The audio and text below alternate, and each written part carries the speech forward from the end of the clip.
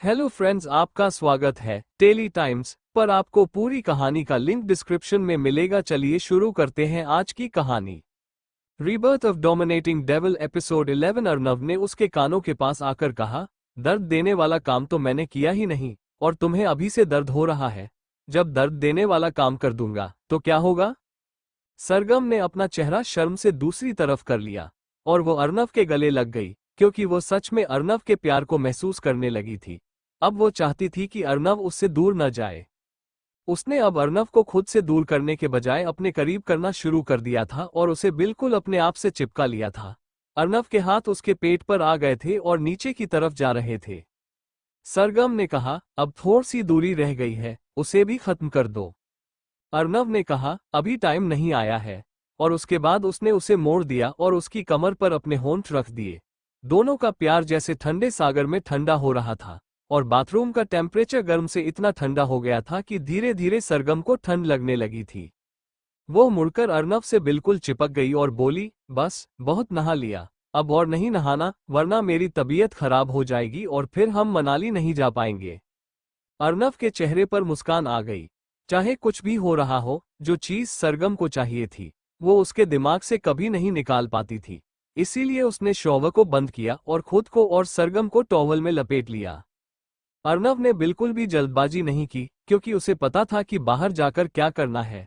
वो अभी अपने पैशनेट लव से सेटिस्फाई नहीं हुआ था। अर्नव सरगम को अपनी बाहों में उठाकर बाहर की तरफ ले गया और उसे बेड पर बैठा दिया। फिर क्लोजेट में जाकर उसके लिए कपड़े लेकर आया। उसने अपनी कमर पर तौलिया लपेटा हुआ था और सरगम उसी का इंतजार कर रही थी। अर्नव ने कपड़े उसके सामने रखते हुए कहा, लो पहन लो इसे। सरगम ने कपड़े लेने के लिए हाथ बढ़ाया, लेकिन अर्नव ने कपड़े देने के बजाय उसकी कलाई पकड़ ली और उसे अपनी तरफ खींच लिया। वो सीधा सरगम के ऊपर गिर गया और बोला, ये सब क्या है? सरगम ने उसकी आंखों में देखते हुए कहा, जहां तक मुझे पता है अभी तक आप सेटिस्फाई तो नहीं हुए हैं, तो फिर मुझे कपड़े क्यों पहना रहे हैं? अर्नव ने कहा, अगर और आगे बढ़ा ना तो तुम्हें दर्द से गुजरना पड़ेगा मैडम, इसलिए शांति से कपड़े पहनो, मुझे कहीं जाना है। सरगम ने पूछा, कहाँ जाना है? अर्नव ने कहा, जब समय आएगा तो बता दूंगा। फिर उसने उसके गालों को किस किया और कपड़े देकर वहां से तौलिया में ही निकल गया। सरगम हैरान रह गई कि वो तौलिया पहने ही उसके कमरे से बाहर निकल गया। सरगम वापस अपने कमरे में गई और उसने अपने कपड़े पहन लिए, लेकिन वो सोई नहीं। अब वो अपना फोन चला रही थी और उसमें कॉलेज सर्च कर रही थी अपने लिए। उसे निमृत को भी बताना था, क्योंकि निमृत भी उसे कॉलेज में जाने वाली थी। अर्नव अपने कमरे में गया और उसने मेघ को फोन किया। वो मेरी निगरानी में रहेगी, कोई लड़का रेड लाइट एरिया के उसके रूम में ना जाए, अर्नव ने कहा। मेघ ने जवाब दिया, टेंशन मत ले, मैं देख लूंगा। तरुण हैकिंग में माहिर था और अर्नव के लिए काम करता था।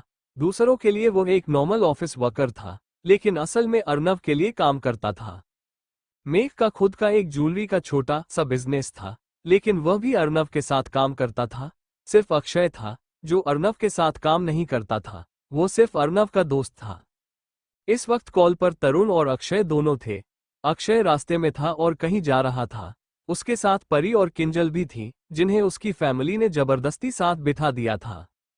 जब किंजल ने रेड लाइट एरिया सुना तो वह बिल्कुल शॉक हो गई और बोली, अर्नव रेड लाइट एरिया में क्या करने जाता है? अक्षय ने उसके सवाल को इग्नोर कर दिया और ड्राइव करने लगा। कुछ देर बाद कार एक बड़े से मॉल के आगे रुकी। अक्षय ने परी को जबरदस्ती किंजल की गोद से लिया और उसे लेकर मॉल की तरफ चला गया। किंजल बस यही सोचती रह गई कि अर्नव को रेड लाइट एरिया में क्या काम पड़ता है। उसे फिर अर्नव की नीयत और उसके काम पर शक होने लगा कि कहीं वो अपनी हवस मिटाने तो नहीं जाता वहां पर। इस मॉल में मेघ भी था, लेकिन अक्षय को नहीं पता था कि वह वहां आने वाला है। मेघ वहां निमृत का इंतजार कर रहा था। थोड़ी देर में निमृत भी अपने चेहरे पर दुपट्टा लपेटकर वहां आए।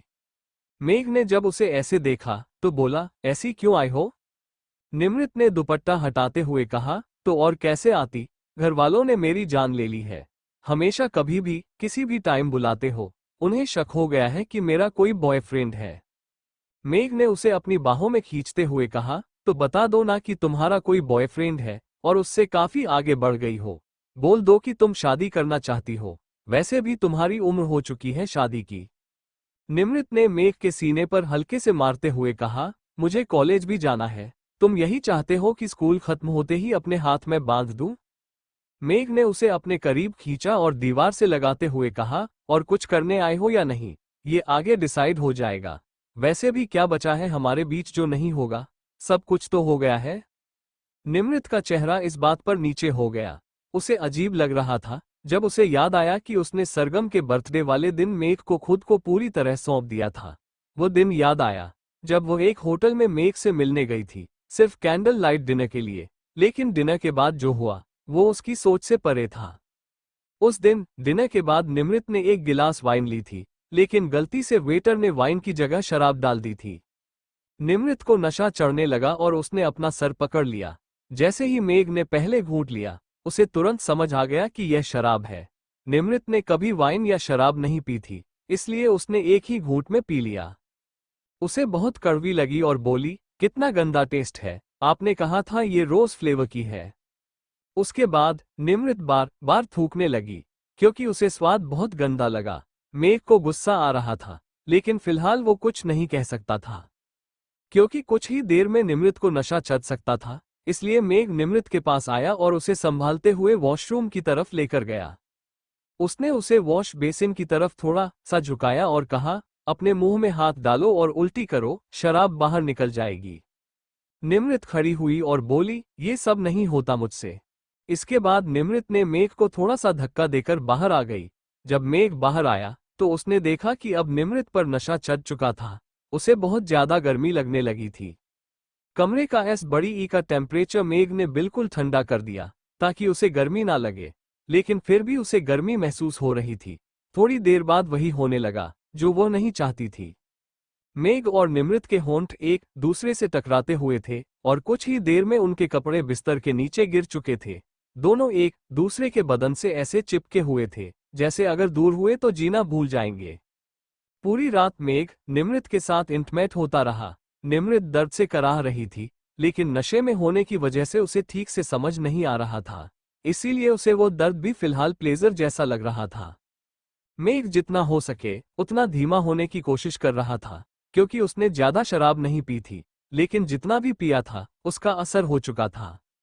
मेघ ने उसके सीने को अपने होठों से छुआ और उसे किस करते हुए धीरे धीरे नीचे आया। फिर उसने उसके पैरों के पास आकर किस किया। निमृत बिल्कुल तड़प गई, लेकिन मेघ ने उसे नहीं छोड़ा। अगले ही पल वो उसमें समा गया और वापस अपने आप को उसके अंदर मूव करते हुए उसके होठों को किस करने लगा। मेघ के हाथ उसकी कमर पर घूम रहे थे। सुबह का वक्त सबसे पहले निमृत को ही होश आया। उसे अपनी बॉडी में बहुत ज्यादा दर्द महसूस हुआ। उसकी बॉडी को कसकर मेघ ने अपनी बाहों में जकड़ रखा था। जब वह उठी और कमरे की हालत और अपनी हालत को देखा तो वह चिल्ला पड़ी और जोर जोर से रोने लगी। मेघ भी जाग गया था। वो उसे काफी देर तक शांत करने की कोशिश करता रहा। निमृत ने रोते हुए कहा, मैं मर जाऊंगी, मैंने कितनी बड़ी गलती कर दी। कहते हुए निमृत जोर जोर से रो रही थी। वो अपने सिर को बार बार पीट रही थी और खुद को थप्पड़ मार रही थी और बोल रही थी, मैंने ऐसा क्यों किया, क्यों किया। तभी मेघ ने उसे अपने सीने से लगाया और बोला, डोंट वरी, मैं तुमसे शादी करूंगा, कुछ नहीं होगा। निमृत उसके गले लगकर जोर जोर से रोने लगी और तब तक शांत नहीं हुई जब तक मेघ ने उसे पूरी तरह से तसल्ली नहीं दे दी। इस वक्त मेघ और निमृत एक ड्रेस शॉप पर थे। मेघ उसे कुछ ड्रेस दिखा रहा था, लेकिन निमृत का ध्यान रात की इंसिडेंट पर ही था।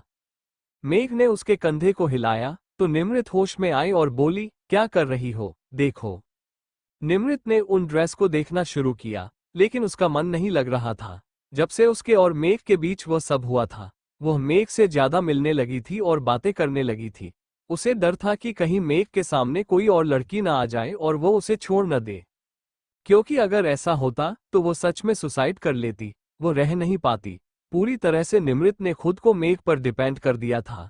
उसने किसी को नहीं बताया कि उसने मेघ के साथ रिलेशन बना लिए हैं, न तो अर्नव, अक्षय और न ही करण को, जिनसे वह अपनी हर बात शेयर करती थी, इस बारे में पता था। दूसरी तरफ तरुण किसी काम से मुंबई से बाहर जा रहा था। तभी उसने देखा कि एक लड़की, जिसके हाथ में डंडा था, बहुत सारी बकरियों को रास्ते से एक तरफ कर रही थी। वो लड़की पूरे रास्ते को घेर कर आगे चल रही थी। तरुण का फोन बार बार बज रहा था, लेकिन वो गांव के एक रास्ते पर था। वो लड़की पलटी और अपने साथ चल रहे एक लड़के से बोली, बकरियों को देखो। फिर वो तरुण की कार के पास आए। तरुण ने उसे इग्नोर करते हुए फोन उठाया। जैसे ही फोन रखा, वो लड़की बोली, तुम्हें समझ नहीं आता क्या? मैं कब से बोल रही हूं, अपनी गाड़ी हटाओ, मेरी बकरियों को रास्ता दो। तरुण को गुस्सा आ गया और उसने कार का शीशा नीचे किया और कहा, क्या कहा? तुम समझती क्या हो खुद को, गांव की गंवार कहीं की? लड़की को तुरंत गुस्सा आ गया। उसने कहा, hello, what do you mean by गांव की गंवार? मुझे भी बहुत अच्छे से इंग्लिश आती है, शहर की पढ़ी लिखी हूं, लेकिन मेरा दादा दादी गांव में रहते हैं, इसका मतलब मैं गंवार हो गई? तरुण ने उसे ताना मारते हुए कहा, हाँ बिल्कुल, अगर तुम मेरी गाड़ी के पास से नहीं हटी तो तेरे सारे बकरियों को मारकर आगे बढ़ जाऊंगा। लड़की का गुस्सा चरम पर पहुंच गया। उसने जमीन से गोबर उठाया और तरुण की गाड़ी के शीशे पर दे मारा। तरुण की गाड़ी के शीशे पर गोबर फैल गया। तरुण तुरंत गाड़ी से उतरा और लड़की के पास जाकर उसके बालों को पकड़ लिया और कहा, तेरी हिम्मत कैसे हुई ये सब करने की? लड़की ने अपने हाथ में डंडा उठाया और गाड़ी के शीशे पर दे मारा। शीशे के सारे टुकड़े बिखर गए। लड़की बोली, ऐसे हुई मेरी हिम्मत, और अगर दोबारा बोलना पड़े ना, तो अभी गाड़ी को फोड़ा है, तुझे भी फोड़ दूंगी, समझा? लड़की ने तरुण को ठेंगा दिखाया और अपनी बकरियों के साथ आगे बढ़ गई। अगले दिन हर कोई मनाली के लिए निकल गया था और इस वक्त वो सब फ्लाइट में बैठे हुए थे। ये बाय चांस ही था कि सरगम और अर्नव की सीटें एक साथ थीं। सरगम इस वक्त अर्नव के कंधे पर अपना सिर रखकर आराम से सो रही थी और अर्नव ने अपना हाथ उसकी कमर में डाला हुआ था और दूसरा हाथ उसका दायां हाथ पकड़े हुए था। दोनों के ऊपर एक ही ब्लैंकेट थी। सरगम फ्लाइट में बैठते ही सो गई थी और 3 घंटे बाद जब फ्लाइट लैंड हुई तो भी सरगम नहीं उठी। शायद उसकी नींद बहुत गहरी थी। अर्नव ने उसे अपनी गोद में उठाया और सारिका मन ही मन में सरगम को डांट रही थी। ये कैसी लड़की है, टिकट बुक करके भी अर्नव को संभालना पड़ा। इसीलिए विशिष्ट आ गया और उसने कहा कि वो सरगम को अपनी गोद में ले लेगा, लेकिन अर्नव ने कहा कि उसे कोई परेशानी नहीं हो रही है, वो उसे गोद में संभाल लेगा। अर्नव सरगम को अपनी गोद में लेते हुए एयरपोर्ट के बाहर आया और फिर सब टैक्सी में बैठे और जिस होटल में वो जा रहे थे उसकी तरफ चल पड़े। कुछ देर बाद एक लड़की जो छुप रही थी बाहर आई। उसके साथ एक और लड़की थी जो और कोई नहीं बल्कि वही थी जो पिछले दिन तरुण से मिली थी। उसने खुशी से कहा, तू कितना छुपेगी उससे, तुमने देखा ना, उसकी बाहों में एक लड़की थी। खुशी ने कहा, तू ज्यादा मत सोच प्रिंसी, उसने कहा था कि उसकी दोस्त है। चल अभी चलकर देखते हैं कौन से होटल में ठहर रहे हैं। इसके बाद वो दोनों भी एक टैक्सी में बैठ गईं और अर्नव की टैक्सी को पीछे से देखती रहीं। कुछ देर बाद टैक्सी एक बड़े से लग्जरियस होटल के बाहर आकर रुकी। वो सब अपना सामान लेकर टैक्सी से बाहर आए। उन्होंने एक गाड़ी बुक तो की थी, लेकिन फिलहाल समय नहीं था, इसलिए उन्हें टैक्सी करनी पड़ी। शाम तक उनकी गाड़ी भी आ जाने वाली थी। विशिष्ट और विक्रम ने अपने अपने रूम का चेक इन किया और फिर वो सब अपने अपने रूम में रेस्ट करने के लिए चले गए। वही अर्नव ने सरगम को उसके कमरे में लिटा दिया और फिर अपने कमरे में चला गया। अब सारे एक साथ डिनर के टाइम पर ही मिलने वाले थे, क्योंकि उनकी फ्लाइट शाम की थी और 6:07 के आस पास उनकी खुद की बुक की हुई गाड़ी भी आ गई थी। लेकिन सब बहुत थक गए थे, इसलिए उन्होंने डिसाइड किया कि वो कल से ही घूमना शुरू करेंगे। आज वो किसी अच्छे रेस्टोरेंट में सिर्फ खाना खाने जाएंगे। रात के वक्त कम से कम 8 बजे के आस पास सरगम अपने कमरे में एक प्यारी सी ड्रेस पहनकर तैयार हो रही थी। उसने एक वाइट कलर की लॉन्ग ड्रेस पहनी हुई थी जिस पर ब्लैक कलर की पट्टी थी। तभी पीछे से अर्नव आया और उसने उसे अपनी बाहों में भर लिया और उसके गले पर लगातार किस करना शुरू कर दिया। सरगम, जो इस वक्त अपने मेकअप को पूरा कर रही थी, उसके हाथ रुक गए और उसने अर्नव के हाथ पर अपने हाथ रखे और कहा, आपको मेरा मेकअप करना है। अर्नव ने उसके गाल पर किस करते हुए कहा, मेरा मन तुम्हारे साथ इस वक्त को खत्म करने का है, कितना मेकअप करती हो। सरगम ने अपने आप को घुमाया और बोली, इतना भी नहीं करती जितना बोल रहे हो, बहुत लाइट मेकअप करती हूं मैं। इसके बाद उसने लिपस्टिक को उठाया और उसे अपने होठों पर लगाना शुरू किया। अर्नव ने कहा, कोई और फ्लेवर चूज करो ना। सरगम ने कहा, मेरे पास और कोई फ्लेवर का नहीं है, मैं यही लेकर आई हूं। अर्नव ने कहा, मेरी माँ लेकर आई होगी, मैं लेकर आऊं। सरगम ने कहा, दिमाग खराब हो गया है क्या आपका, यही लगाऊंगी बस। फिर सरगम ने उसे ठीक से लगा दिया और अर्नव ने उसे अचानक से अपनी तरफ घुमाया और उसके रोज फ्लेवर लिपस्टिक को अपने होठों से पूरी तरह से मिटा दिया। इस पर सरगम के होंठ सूज गए और उसने कहा, आपने क्या किया? हमने बहुत अच्छे से लगाया था। अर्नव ने सरगम को आंख मारते हुए कहा, हाँ, तो लगाया किसके लिए था? मेरे लिए ना, तो मैंने ये ले लिया। सरगम ने कहा, आप कितने गंदे हैं। अर्नव ने उसकी कमर पर हाथ रखा और उसे अपने करीब करते हुए कहा, मैडम जी, अभी तक मेरा गंदा पान देखा कहाँ है आपने? दिखाओ क्या? इसके बाद उसने वापस उसके लिपस्टिक को देखा। सरगम ने अपना चेहरा पीछे किया और कहा, पहले खाना खाने चलो, उसके बाद करना जो करना है। अर्नव ने कहा, प्रॉमिस, रोकोगी तो नहीं? सरगम ने अर्नव के गाल को खींचते हुए कहा, बिल्कुल नहीं रोकूंगी। फिर उसने अर्नव के गालों को किस कर दिया और उसकी लिपस्टिक उसके गालों पर छप गई। सरगम को हंसी आ गई और उसने टिश्यू पेपर से उसे साफ कर दिया। फिर वो दोनों एक साथ कमरे से बाहर निकले। बाहर पहले से ही सब उनका इंतजार कर रहे थे। सरगम बिल्कुल हैरान हो गई और उसने धीरे से अर्नव से कहा, ओह गॉड, उन्होंने हम दोनों को एक साथ कमरे से निकलते हुए देख लिया। अर्नव ने कहा, इन्हें मुझे भेजा था तुम्हारे पास, तो मैं लेने के लिए आया। सरगम ने थोड़ी गहरी सांस ली और फिर वो सब डिनर के लिए चल पड़े। इसी होटल में बड़ी मुश्किल से सही, लेकिन खुशी और प्रिंसी को भी रूम मिल गया था और वो दोनों भी इस रेस्टोरेंट की तरफ जा रहे थे, जिस रेस्टोरेंट में वो सब जा रहे थे। प्रिंसी को खुशी की हरकतें बहुत बेकार लग रही थी। उसने धीरे से कहा, ऐसा क्यों कर रही है खुशी? अगर उसे तुझमें बिल्कुल भी इंटरेस्ट नहीं हुआ तो? खुशी ने कहा, तो मैं अपना इंटरेस्ट जगा दूंगी उसके अंदर। मुझे पता है कि वो मुझसे प्यार जरूर करेगा। इतने समय से मेरे साथ अच्छे से प्यार से बिहेव कर रहा है और मैं उसे समझाती हूँ कि मुझे समझ नहीं आता, तो मुझे प्रोजेक्ट भी समझता है। प्रिंसी ने अपने सिर पर हाथ दे मारा और बोला, क्योंकि वो तेरे साथ प्रोजेक्ट कर रहा है। खुशी ने कहा, तू ज्यादा मत सोच, चल चलते हैं। इसके बाद खुशी और प्रिंसी उनके पीछे पीछे रेस्टोरेंट की तरफ चली गई। बस खुशी यह नहीं चाहती थी कि अर्नव उन्हें देख ले। सारे लोग रेस्टोरेंट पहुंचे और वहां पर अपना डिनर बुक किया। उनकी टेबल से 3 टेबल दूर पर खुशी और प्रिंसी ने भी अपना डिनर बुक किया। थोड़ी देर में उन दोनों का डिनर सबसे पहले आ गया। प्रिंसी ने कहा, लो मैडम, हमारा डिनर पहले आ गया, मतलब हमें जाना भी पहले पड़ेगा। खुशी ने कहा, धीरे धीरे खाएंगे। इसके बाद वो बहुत ही धीरे कछुए की चाल से खाना खा रही थी। 20 मिनट बाद उनका भी खाना आ गया और वो भी उसे खाने लगी।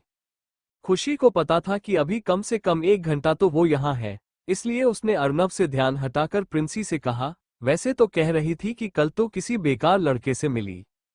प्रिंसी ने कहा, अरे हाँ यार, मिली थी। पता नहीं कैसा चीड़ी है, उसे गांव की गवार बोल रहा था मुझे, बहुत बेकार था। इसलिए मैंने भी उसकी गाड़ी का शीशा फोड़ दिया और गोबर से उसकी शीशे को बेकार कर दिया। बड़ा आया था मुझे बेकार बोलने वाला और मेरी बकरियों को बेकार बोलने वाला, खुद होगा बेकार। खुशी हंसते हुए पूछी, कौन था ये बेकार? प्रिंसी ने कहा, मुझे क्या पता कौन था ये बेकार और मुझे जानने में इंटरेस्ट भी नहीं। भगवान की कृपा से वह इंसान मेरे सामने तो कभी ना आए, वरना मैं सुसाइड कर लूंगी। इतना घटिया लगा मुझे एक लड़के की पहली मुलाकात में। खुशी ने कहा, थोड़ा संभल कर, कहीं यही लड़का तेरा पार्टनर ना बन जाए, सोलमेट वाला पार्टनर। प्रिंसी ने अपना मुंह चिढ़ाते हुए बोला, चुप कर, कोई भी अच्छा नहीं बोल सकता क्या मेरे लिए? इतनी अच्छी लड़की हूं मैं, मुझे तो कोई अच्छा सा लड़का मिलेगा, वो सड़ा हुआ नहीं मिलेगा। वो लड़का तो कितने गंदे तरीके से बात कर रहा था और एटीट्यूड, भाई साहब कितना एटीट्यूड था उसके अंदर। इसके बाद वो दोनों यूं ही तरुण के बारे में बुराई करते हुए खाने लगी और यहाँ वो सब अपना खाना खाकर होटल के लिए निकल गए। खुशी और प्रिंसी भी उनके पीछे पीछे चल दी। रात के 10 बजे के आस पास अर्नव अपने कमरे से निकला और इधर उधर देखा तो वहां कोई नहीं था। फिर वो सरगम के कमरे की तरफ चला गया। जैसे ही उसने सरगम के कमरे का दरवाजा बंद किया, ठीक 5 मिनट बाद खुशी ने अपने रूम का दरवाजा खोला और अर्नव के कमरे की तरफ बढ़ गई। वो उसमें जो कि होल था उसके अंदर अपनी नजरें डालकर अंदर की तरफ देखने लगी, लेकिन उसे अंदर कुछ भी नहीं दिखा। पूरा रूम अंधेरे से घिरा हुआ था और उसने खुद से बोला, ये सो गया क्या? तभी पीछे से किसी ने उसे कंधे पर हाथ रखा और वह एकदम घबरा गई। पलट कर देखा तो उसने गहरी सांस ली और बोली, प्रिंसी, तू यहाँ क्या कर रही है? तू सो गई थी ना? प्रिंसी गुस्से से बोली, तू मुझे सुलाकर यहाँ पर क्या ताका झांकी करने आई है? शांति से सोया नहीं जा रहा तुझसे। अब क्या सार दिन उसकी जासूसी करेगी? मुझे सोने दे।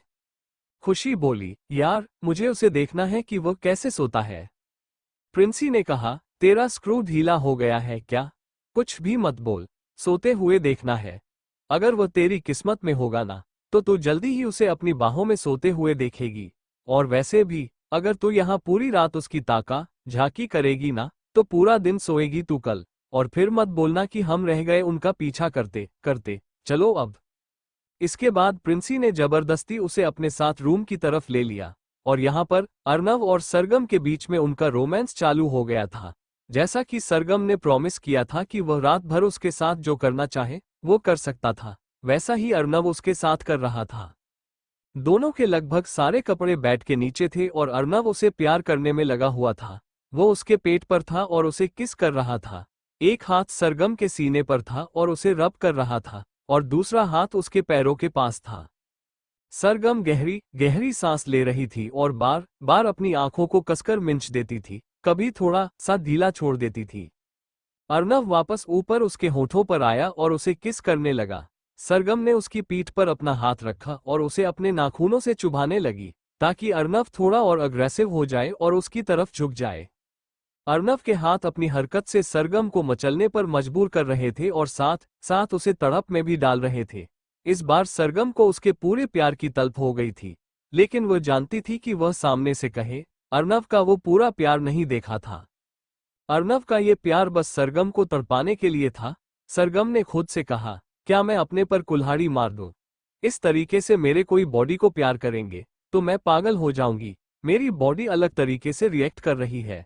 आई वॉन्ट, क्या करूं? सरगम के होंठ हिल रहे थे, लेकिन वह अपने मन में बोल रही थी। अर्नव ने कहा, क्या सोच रही हो? फिर उसने सरगम के गले पर अपने होंठ रख दिए। सरगम ने कहा, बस आज की रात, और उसके बाद मैं आपको अपने करीब नहीं आने दूंगी। अर्नव हैरान हो गया और बोला, पर क्यों? मैंने क्या किया? क्या मेरा प्लेजर तुम्हें अच्छा नहीं लग रहा? सरगम ने कहा, इतना अच्छा लग रहा है कि मेरा मन कर रहा है कि आपको पूरी तरह से अपना बना लूं, लेकिन मुझे पता है कि आप नहीं बनोगे मेरे पूरे अभी। ये सुनकर अर्नव ने सरगम के चेहरे को पकड़ते हुए और उसके माथे को चूमते हुए कहा, क्योंकि अभी टाइम नहीं है, जब टाइम आएगा तो वह भी काम कर दूंगा। उससे पहले मैं तुम्हारी बॉडी को हट नहीं करना चाहता। सरगम ने मुंह बना लिया और कहा, इसलिए तो अब मेरे पास मत आना जब तक मैं थोड़ी सी और बड़ी नहीं हो जाती। कम से कम 1 साल पास मेरे पास मत आना, क्योंकि मुझे पता है कि आप नहीं आओगे मेरे पास। फायदा क्या है फिर खुद को तड़पाने का? बेहतर है कि आप अपनी तरफ चलें, मैं अपनी तरफ चलती हूँ। अर्नव का हाथ जो उसकी चेहरे पर थोड़ा प्यार से था, उसे गुस्सा आ गया सरगम की बात पर, क्योंकि सरगम अर्नव से दूर जाने की बात कर रही थी।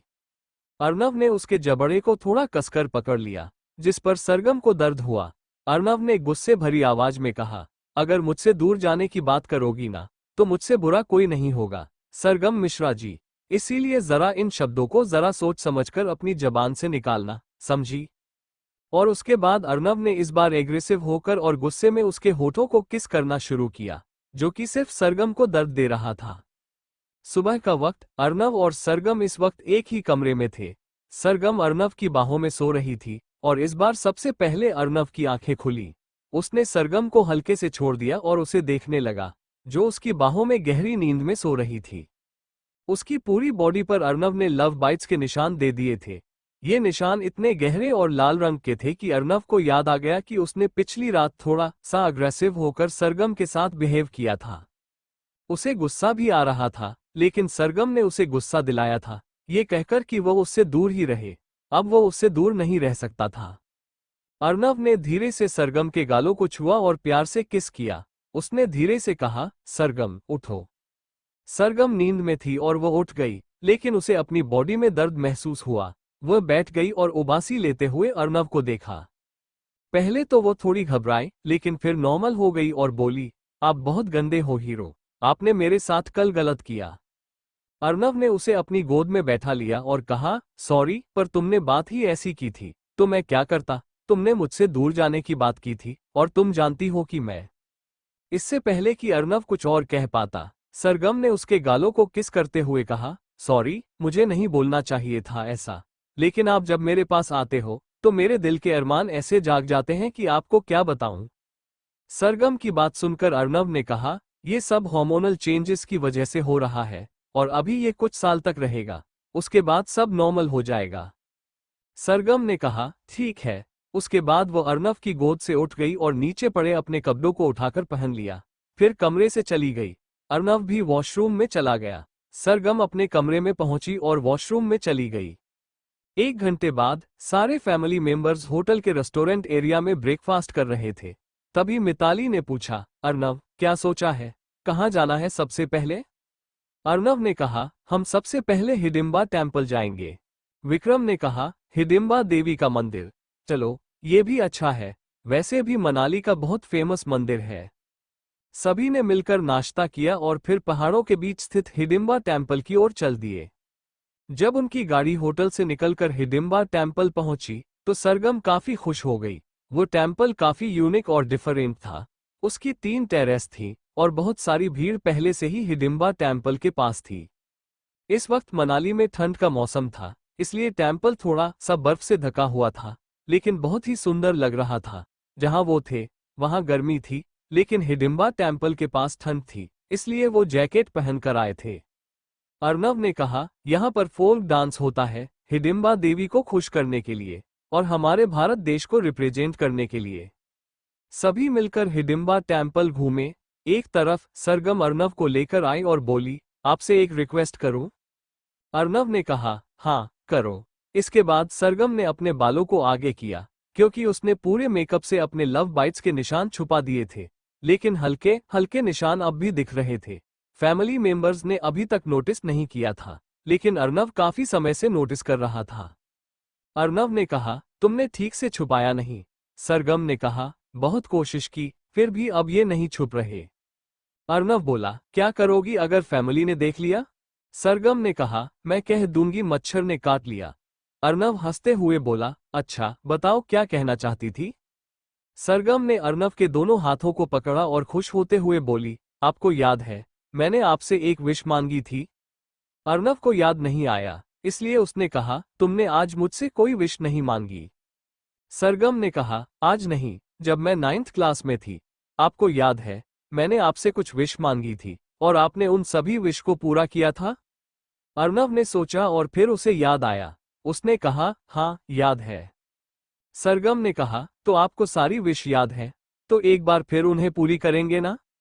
अर्नव ने हंसते हुए कहा, अभी मैंने वो सब तो पूरा कर दिया था ना, फिर से क्यों चाहिए? सरगम ने कहा, मनाली के मौसम में मुझे वो सब कुछ वापस याद आ गया है। प्लीज प्लीज, और यहाँ पैराग्लाइडिंग भी होती है। एक बार आपने मुझे पैराशूट में बिठाया था, अब पैराग्लाइडिंग करते समय भी कर दीजिए, प्लीज। अर्नव ने कहा, पैराग्लाइडिंग? फैमिली भी हमारे साथ होगी? सरगम ने कहा, लेकिन वो तो अलग अलग होंगे ना। मैं और आप एक में, मम्मी पापा एक में, और अंकल आंटी एक में, किसी को कुछ नहीं पता चलेगा, प्लीज। अर्नव ने कहा, कोशिश करूंगा, पर प्रॉमिस नहीं कर सकता। सरगम का चेहरा उदास हो गया और उसने कहा, कोशिश अच्छे से करना, मैं चाहती हूं कि आप मेरी विश पूरी करें। अर्नव ने सिर हिला दिया और कहा, तुम्हारी कैसी अजीब विश होती है, पैराग्लाइडिंग करते हुए कौन किस करता है? सरगम मुस्कुराते हुए बोली, मेरी विश है, मैं सबसे अलग हूँ, यूनिक हूँ, तो मेरी विश भी यूनिक होगी ना। उसके बाद सरगम ने अपने बालों को पीछे झटका, लेकिन अर्नव ने उन्हें वापस आगे कर दिया और कहा, इन्हें आगे ही रहने दो, ज्यादा अच्छा लग रहा है। सरगम ने अपने बालों को ठीक से आगे कर लिया और बोली, ठीक है, इन्हें पीछे नहीं करूंगी, लेकिन प्लीज आप मेरी विश पूरी करेंगे। अर्नव ने कहा, ठीक है, कोशिश करूंगा। सभी ने हिडिंबा टेम्पल अच्छे से घूम लिया और फिर वो दूसरी जगह जाने के लिए निकल गए। रास्ते में मिताली ने पूछा, अब हम कहाँ जा रहे हैं? अर्नव ने कहा, दोपहर हो गई है, तो सबसे पहले हम एक रेस्टोरेंट जाएंगे खाना खाने के लिए, और उसके बाद हम सोलन वैली जाएंगे पैराग्लाइडिंग करने। सरगम खुश हो गई और बोली, पैराग्लाइडिंग? मुझे तो बहुत अच्छी लगती है पैराग्लाइडिंग। वशिष्ठ ने पूछा, लेकिन तुमने अपनी लाइफ में पैराग्लाइडिंग कब की? सरगम ने कहा, नहीं की, तो क्या हुआ, पर मैंने देखा है टीवी पर भी और फोन में भी, कितना औसम लगता है।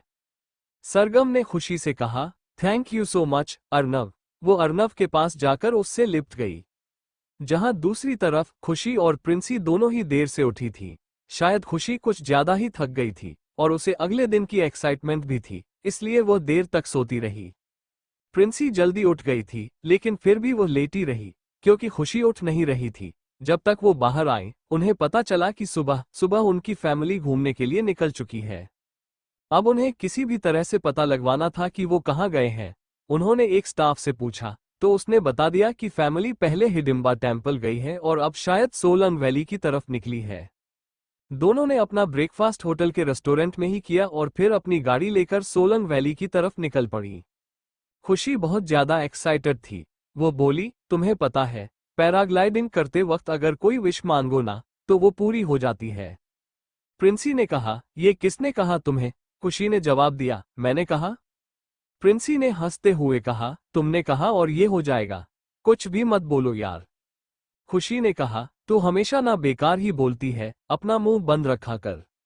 दूसरी तरफ लंच करने के बाद फैमिली सोलन वैली पहुंच चुकी थी। पीछे पहाड़, आगे जंगल और उसके पार बर्फ का मैदान। ये सीन बहुत खूबसूरत था और एक पेंटिंग जैसा दिख रहा था। सरगम वहां आते ही फोटो खींचने लगी, खुद की भी और उस एरिया की भी। वो सारी तस्वीरें और वीडियो निमृत को भेज रही थी, जो घर पर बैठी इन्हें देखकर एंजॉय कर रही थी और अपने मम्मी पापा को भी दिखा रही थी। सरगम मस्ती कर रही थी, जबकि दूसरी तरफ अर्नव ने पैराग्लाइडिंग के लिए सारी तैयारियां कर ली थी। उसने आवाज लगाई, सरगम इधर आओ। सरगम ने कहा, मैं थोड़ी देर बाद आऊंगी, आप इंजॉय करो। सारिका ने इस पर चिल्लाते हुए कहा, सरगम, तुम्हें पैराग्लाइडिंग करनी है या नहीं करनी है? सरगम ने अपना कैमरा बंद किया और आगे बढ़ते हुए बोली, हाँ करनी है ना, लेकिन पहले थोड़ा और घूमें। सारिका ने कहा, अर्नव ने सब पूछ लिया है, इसलिए चलो। सरगम ने अपना सिर हिलाया और फिर वो सभी पैराग्लाइडिंग के लिए आगे बढ़े। सारिका और वशिष्ठ एक साथ थे, मिताली और विक्रम एक साथ, और सरगम और अर्नव भी एक साथ थे। उधर कुछ देर पहले ही खुशी और प्रिंसी भी सोलन वैली पहुंची थी। उन्होंने भी पैराग्लाइडिंग के लिए पूछ लिया था और दोनों ने एक साथ पैराशूट बुक कर लिया था। इंस्ट्रक्टर्स ने बता दिया था कि कैसे ऊपर जाना है और कैसे नीचे आना है। नीचे एक रिमोट कंट्रोल भी था, जो उन्हें कंट्रोल कर रहा था, ताकि कोई प्रॉब्लम हो तो उन्हें आसानी से नीचे लाया जा सके। सरगम और अर्नव धीरे धीरे ऊपर की तरफ बढ़ने लगे। जिस डायरेक्शन में हवा थी, उस तरफ उनके पैराशूट चलने लगे। हर कोई अलग अलग डायरेक्शन में जा रहा था। कोई भी सरगम और अर्नव को नहीं देख सकता था, सिवाय एक आदमी के। वो आदमी जमीन पर था, लेकिन उसे कैमरे के जरिए उन दोनों पर नजर थी। उसके हाथ में कैमरा था और वो सरगम और अर्नव की पिक्चर्स खींच रहा था। साथ ही वो किसी इंटरकॉम से किसी को मैसेज कर रहा था। वो लड़की इस वक्त पैराग्लाइडिंग कर रही है। वो सोलन वैली में है। उस आदमी का चेहरा ब्लैक कलर के मास्क से ढका हुआ था। फिलहाल सरगम और अर्नव इस बात से अनजान थे कि उनके ऊपर कुछ गड़बड़ होने वाली है। अर्नव ने सरगम का चेहरा अपनी तरफ किया और कहा, अब तुम्हारी विश पूरी करते हैं।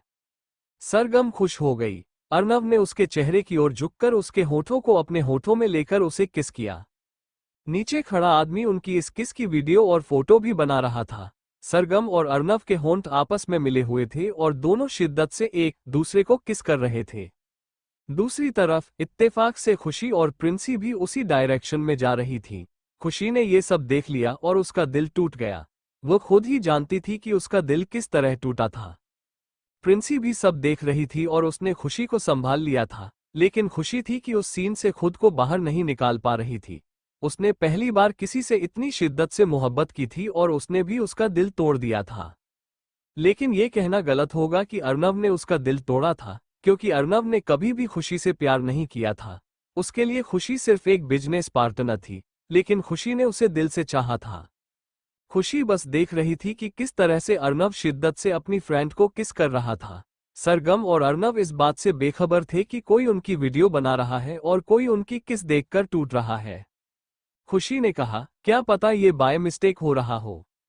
प्रिंसी ने कहा, तू पागल है क्या? मैं आज ही हम दोनों की वापसी की फ्लाइट बुक करने वाली हूँ।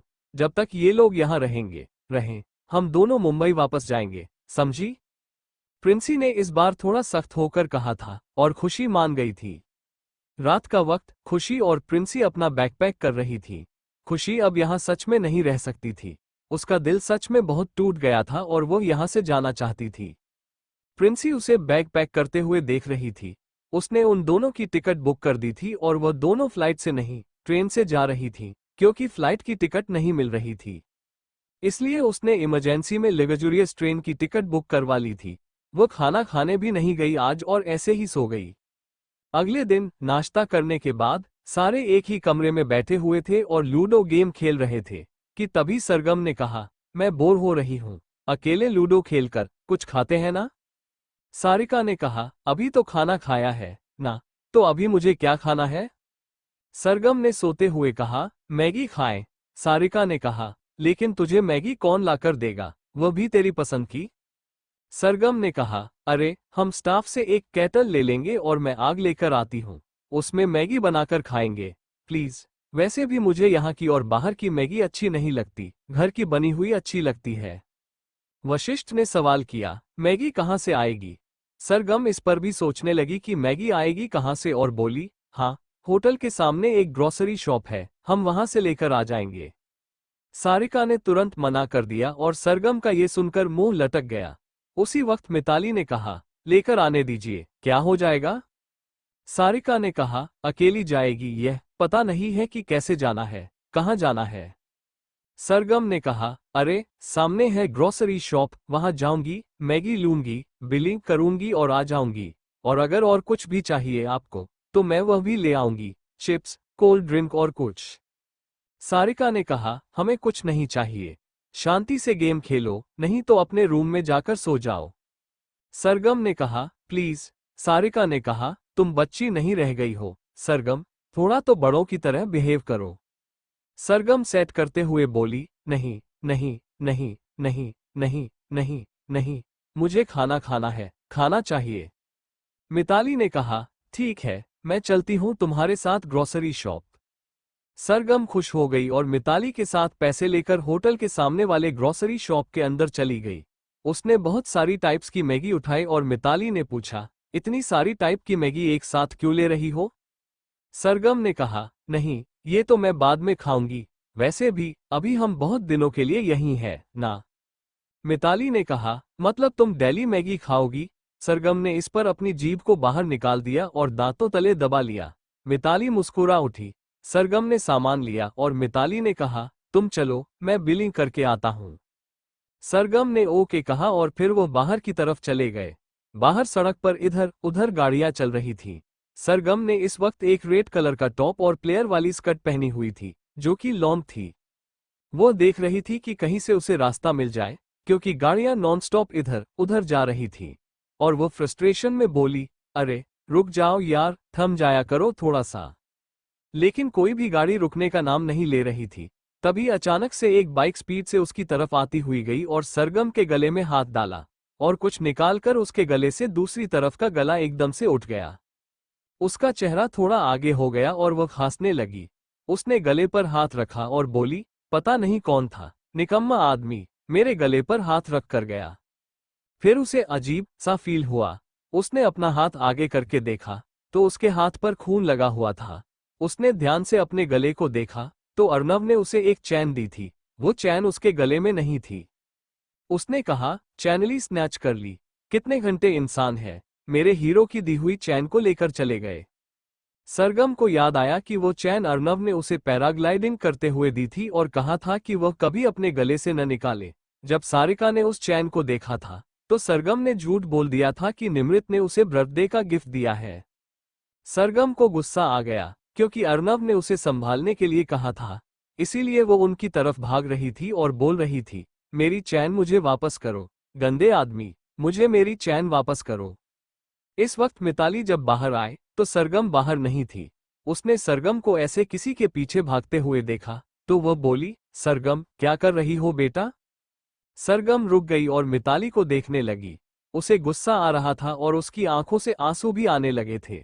उसने अपना पैर पटका और मिताली की तरफ देखा। तभी एक गाड़ी सरगम और मिताली के बीच में आकर रुक गई और सरगम बस उसे देख रही थी। तभी उसमें से कुछ आदमी बाहर निकले और सरगम बस उन्हें देख रही थी। मिताली भी देख रही थी कि सरगम उन आदमियों को देख रही है। उसने उन आदमियों को इग्नोर किया और सामने की तरफ जाने लगे, तो उस आदमी ने सरगम के दोनों हाथों को पकड़ लिया और पीछे की तरफ खींचा, जिस पर सरगम के हाथों में दर्द हुआ। मिताली ने कहा, यह क्या कर रहे हो, छोड़ो उसे। लेकिन वह आदमी ने छोड़ा नहीं, बल्कि उसे अपनी तरफ खींचा और अपने हाथ में लिया, रुमाल उसके चेहरे पर रख दिया। लेकिन सरगम ने रुमाल को फेंक दिया और कहा, छोड़ो मेरा हाथ, छोड़ो। मिताली भागते हुए उसकी तरफ आने लगी, तो एक आदमी ने एक बड़ा सा पत्थर उठाया और उसे मिताली की तरफ फेंक दिया। वो पत्थर मिताली के सिर पर जोर से लगा, और वो आदमी ने कहा, निकेतन के आदमी है। सरगम खुद को छुड़ाने की कोशिश कर रही थी और मिताली निकेतन नाम सुनकर घबरा गई और हैरानी से देखने लगी।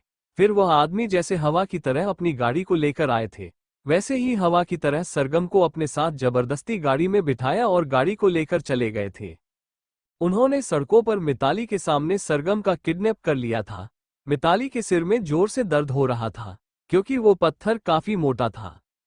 वो उनकी तरफ भाग रही थी, लेकिन उसे पकड़ नहीं पाई और अचानक से लड़खड़ा गई और नीचे गिर गई। वह आगे की तरफ अपना हाथ करके बोली, सरगम। यहाँ दूसरी तरफ रूम के अंदर वो सभी उन दोनों का इंतजार कर रहे थे। सारिका ने कहा, ये दोनों मैगी खरीदने गई हैं या बनाने गई हैं? अर्णव ने खड़े होते हुए कहा, मैं देख कर आता हूँ। इसके बाद वो खड़ा हुआ और उसने डोर खोली। सामने एक होटल का स्टाफ था, जिसका हाथ थोड़ा ऊपर हो गया था। शायद वो डोर को बजाने के लिए ही अपना हाथ आगे कर रहा था।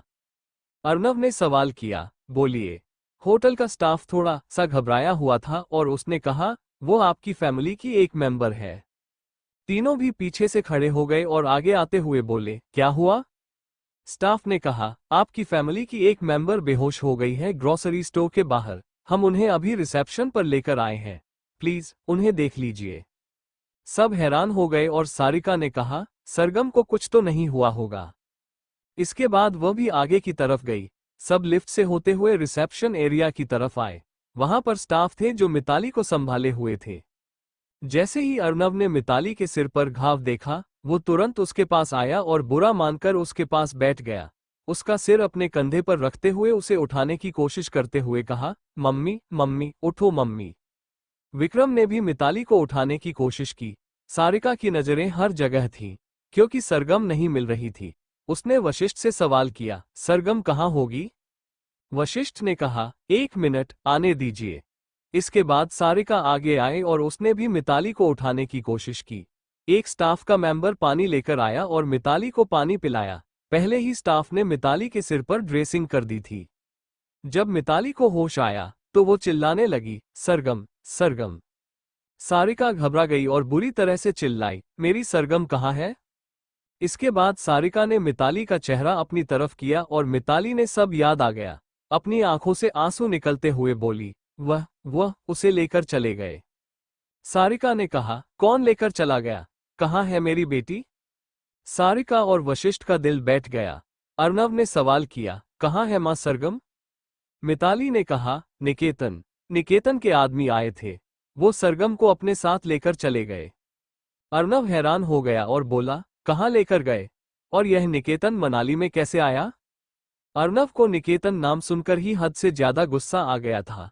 विक्रम को भी गुस्सा आया था, लेकिन जो गुस्सा अर्णव के अंदर था, वो शायद किसी के अंदर नहीं था। मिताली रो रही थी और बोली, उन्होंने सरगम का किडनैप कर लिया है। सारिका हैरान हो गई और बोली, मेरी बच्ची, मेरी बच्ची। वशिष्ठ आगे आया और उसने सारिका को संभाल लिया। कुछ देर बाद वो होटल के रूम के अंदर थे और पुलिस आ गई थी। वह उनसे सवाल जवाब कर रही थी, लेकिन सारिका जवाब देने की हालत में बिल्कुल नहीं थी। उसे अपनी बेटी चाहिए थी बस।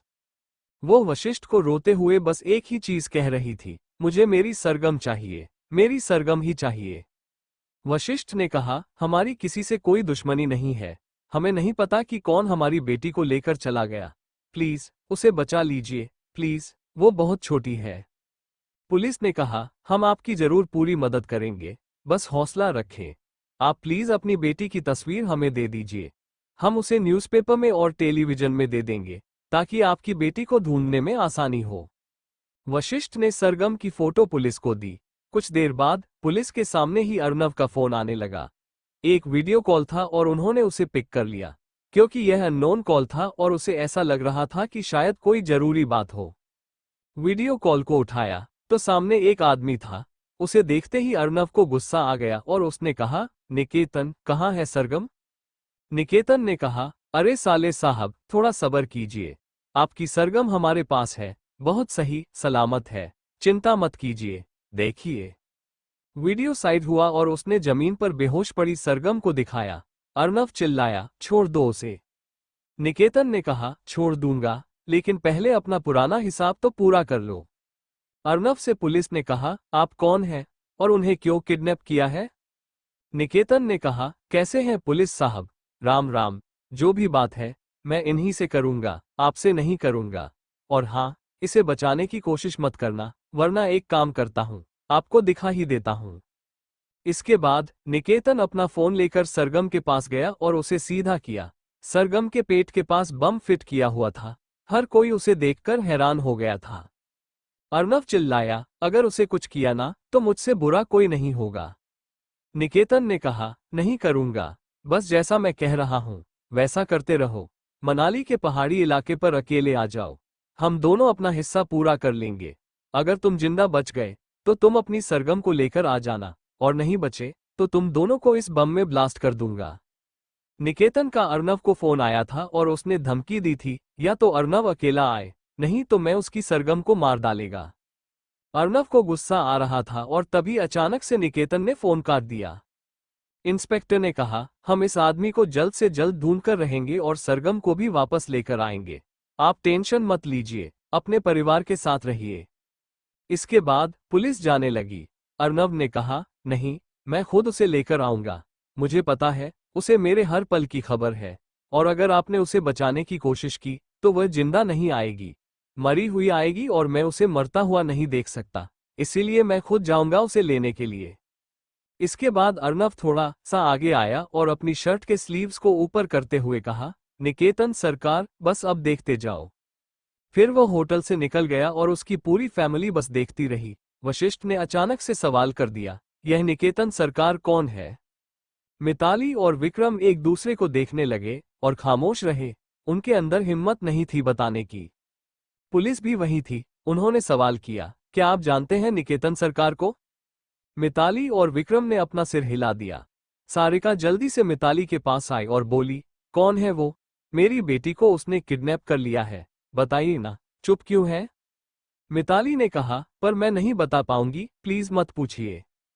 इसके बाद मिताली वहां से अपने कमरे की तरफ चली गई और विक्रम उसके पीछे पीछे चला गया।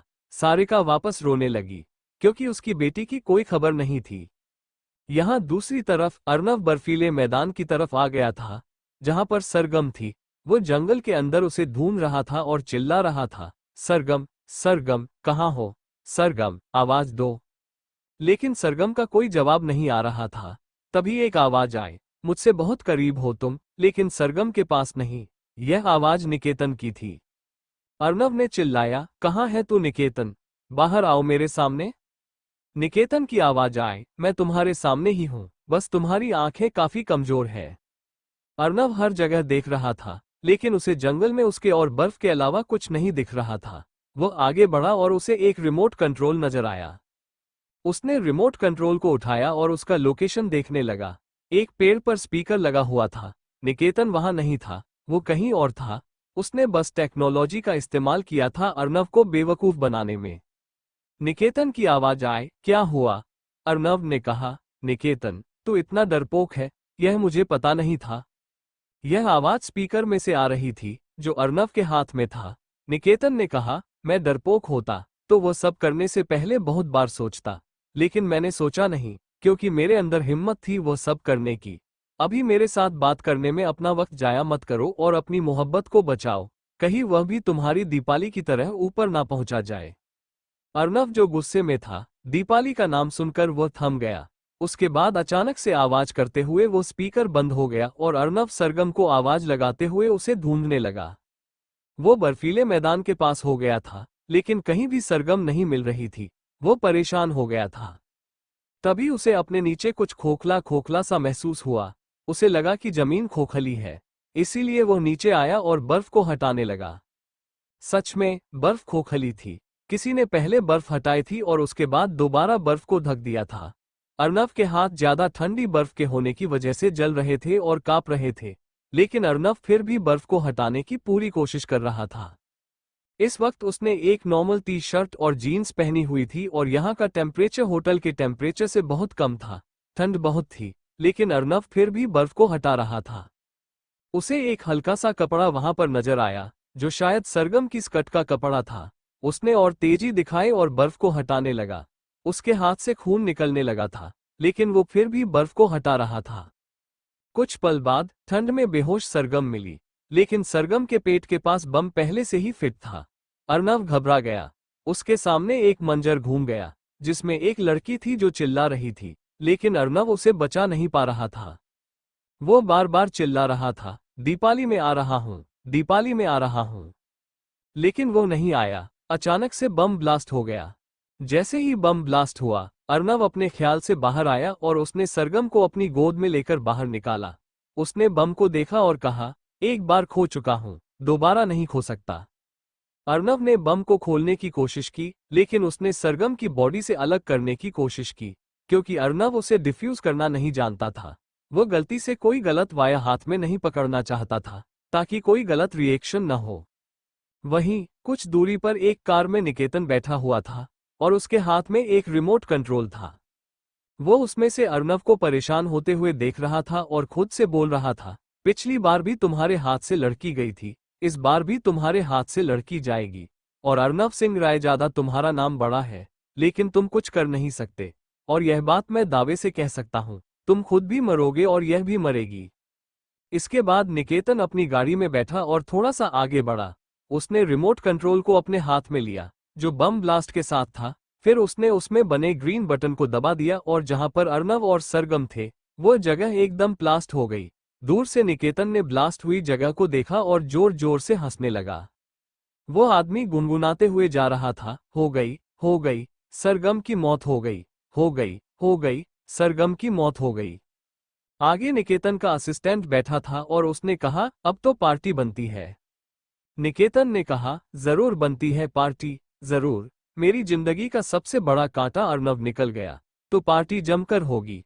फ्लाइट बुक करो लॉस एंजेलिस की, वहां जाकर पार्टी करेंगे लड़कियों के साथ। यहां दूसरी तरफ अर्नव ने सरगम को पहले से ही आजाद कर चुका था और बम को दूसरी तरफ फेंक दिया था। लेकिन थोड़ी सी चोट उन दोनों को लग गई थी, क्योंकि बर्फ के नीचे गिरने से चोटें आई थीं। अर्नव ने सरगम को अपनी गोद में उठाया और उसे अपनी कार की तरफ लेकर गई और पीछे की सीट पर बिठाया। उसके हाथ जल रहे थे और दर्द कर रहे थे, लेकिन वो फिर भी अपनी गाड़ी में बैठा और हॉस्पिटल की तरफ मोड़ दिया। उसने जीपीएस में हॉस्पिटल का रास्ता लगाया और विक्रम को फोन करके बता दिया कि वो सरगम के लिए एक रूम बुक करें जल्दी से हॉस्पिटल में, ताकि वो आते ही उसे एडमिट करवा सके। विक्रम ने हॉस्पिटल का एड्रेस भेज दिया और फिर रूम बुक कर लिया। अर्नव के आने से पहले ही वो चारों हॉस्पिटल पहुंच गए थे। अर्नव सरगम को अपनी गोद में लेकर हॉस्पिटल आया था। सरगम की कंडीशन अच्छी नहीं थी, शायद उसे बर्फ में दबाने से पहले मारा पीटा गया था। सारिका चिल्ला उठी, सरगम! पुलिस भी वहीं थी। उन्होंने अर्नव से पूछा, कौन है? लेकिन अर्नव ने कोई जवाब नहीं दिया और सरगम को स्ट्रेचर पर लिटाया। डॉक्टर सरगम को लेकर चले गए। सरगम की हार्ट बीट बहुत कम हो चुकी थी और उसे सांस लेने में तकलीफ हो रही थी। डॉक्टर पूरी कोशिश कर रहे थे कि वो ठीक हो जाए, लेकिन शायद सरगम ने जीने की उम्मीद छोड़ दी थी। वह गहरी गहरी सांस लेकर सांस लेने की कोशिश तो कर रही थी, लेकिन उसे ठीक से सांस नहीं आ रही थी। डॉक्टरों ने माउंट रेस्पिरेशन का आर्टिफिशियल मशीन उसके चेहरे के पास लगा दिया, ताकि उसे सांस आती रहे। इसके बाद उन्होंने सरगम के शरीर पर जितने भी घाव थे, उन पर दवा लगाकर पट्टी कर दी और उसे ऑब्जर्वेशन के अंदर रखा और वायर से उसकी बॉडी को ढक दिया। सरगम को डॉक्टर देख रहे थे और अर्नव को एक नर्स अपने साथ लेकर चली गई थी, ताकि उसकी ड्रेसिंग करवाई जा सके। उसके दोनों हाथों पर पट्टियां बनी थीं। उनका यह मनाली का ट्रिप ऐसा जाएगा, उन्हें पता नहीं था। वशिष्ठ ने विक्रम से कहा, प्लीज बता दीजिए, कौन है दीपाली और यह निकेतन? विक्रम ने कहा, ये सवाल आपने हमसे तो कर लिया, लेकिन अर्नव के सामने मत करना, वो टूट जाएगा दीपाली का नाम सुनकर। वशिष्ठ ने गहरी सांस ली और कहा, बता दीजिए ना, हम उसे नहीं बोलेंगे कुछ भी। मिताली और विक्रम ने एक दूसरे को देखा और फिर कहा, हमारी बेटी थी और उसकी बहन, निकेतन ने उसे मार दिया था, बहुत बुरी मौत दी थी उसने उसे। उसने अपनी बहन से बहुत प्यार किया था। सारिका और वशिष्ठ हैरान थे ये जानकर कि अर्नव की कोई बहन भी थी, क्योंकि उन्होंने कभी और उसकी बहन को नहीं देखा था। सारिका ने सवाल किया, अर्नव की बहन क्या अर्नव से ज्यादा बड़ी थी? अर्नव के बाप ने कहा, 5 साल बड़ी थी वह। जिस साल आप हमारे पास रहने आए थे, उसके कुछ महीने पहले ही हमने अपनी बेटी की शादी करवाई थी निकेतन सरकार से। लेकिन हमें नहीं पता था कि हमने बहुत गलत इंसान को हमारी बेटी के लिए चुना है।